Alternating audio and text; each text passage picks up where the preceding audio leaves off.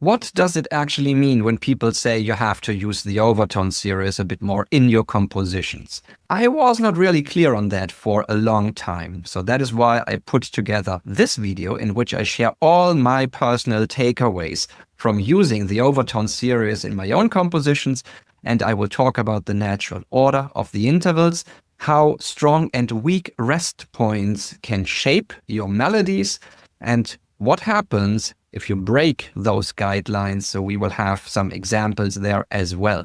This is all fun stuff, so let's jump right in.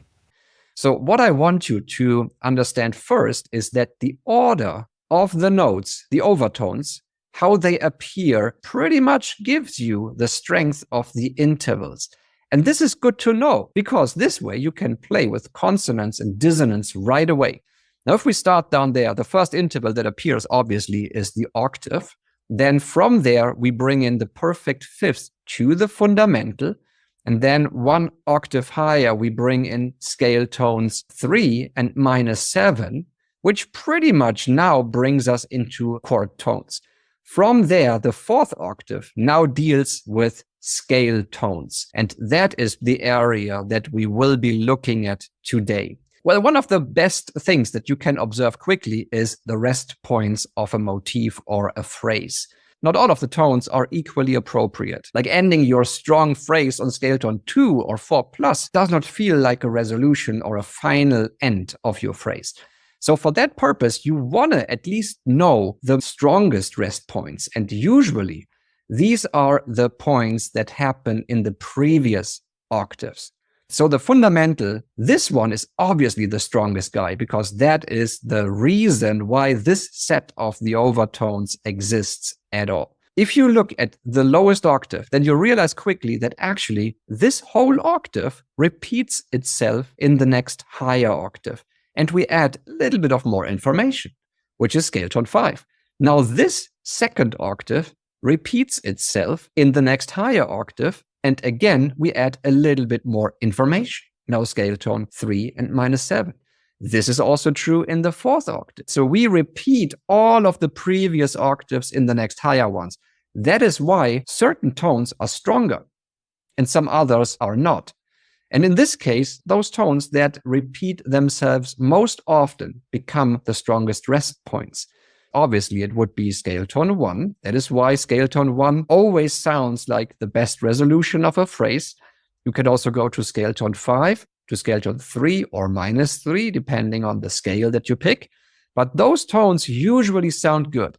If you just play one line, it might be best to use one of those rest points to set a complete and defined ending to a phrase. And that is just a nice way to shape your musical idea or your initial theme, let's say, that you want to repeat later. And this obviously also helps with form. The overtone series really goes from consonance to dissonance. So the higher we go, the more complex the intervals become. You can see this actually by the number of chromatic steps or halftones from one note to the next. Now, if we started down there, this is at 12 because it's 12 halftones. Here it is 7, then it is 5, this is 4, 3, another 3. Here we are in a 2 already, another 2 between the F sharp and the G. That is a 1. From here we go back to a 2, and these are in parentheses because they are not the exact pitches. Now, you might argue that this is actually the natural scale tone 7 that appears up there. Honestly, I would rather go with -7 because this appears clearly in the octave before.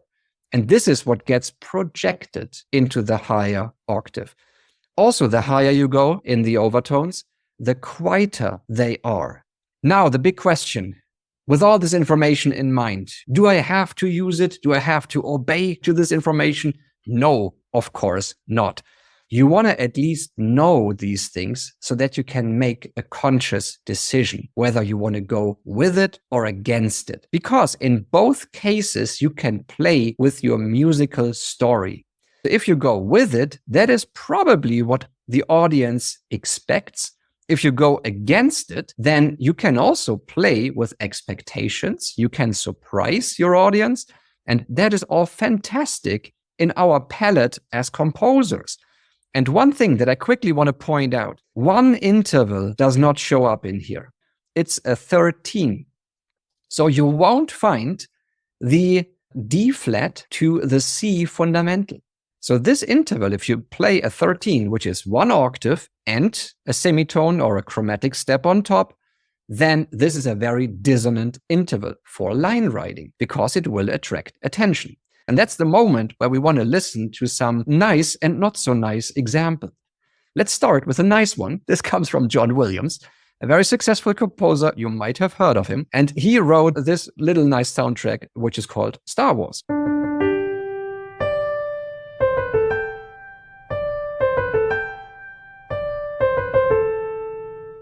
So that's a good example because he mixes big intervals with those small ones and actually surround the big steps with smaller steps. If you only stuck to the small intervals, would that have worked as well? Let's find out. And here's another composer you might have heard of, Klaus Badelt. So that is this example.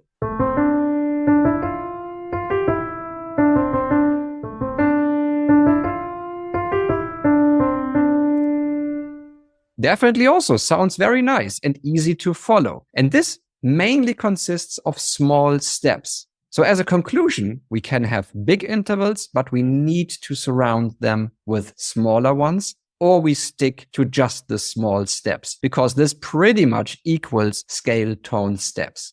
Just for fun, let's try the opposite. Let's listen to something that is only based on big intervals.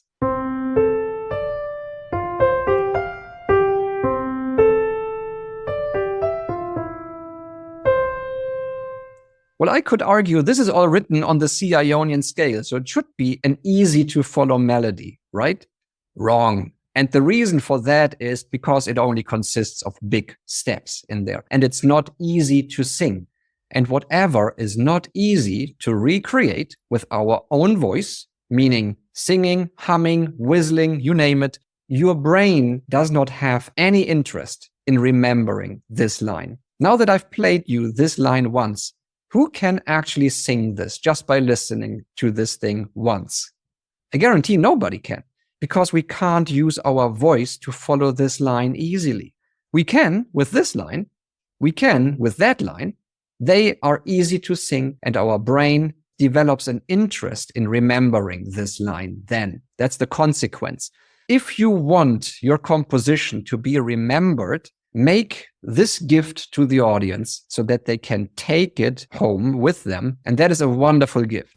Many thanks for hanging out today with me.